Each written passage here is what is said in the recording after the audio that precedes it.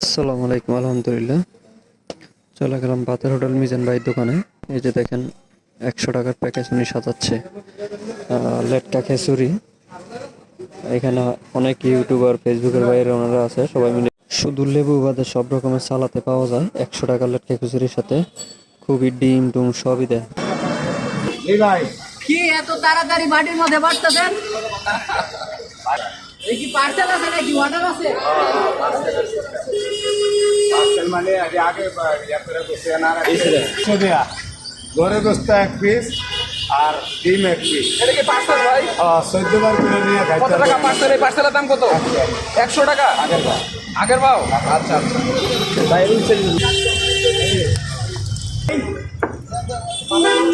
খিচুড়িটা ভাই ওই খিচুড়ি আর বাচ্চাই বেশি। দুইটা 40 টাকা। তার দাম আছে বলে না ওনার সাথে 50 কম দিয়েছে না? সব ফিনিশ করে রাখেন।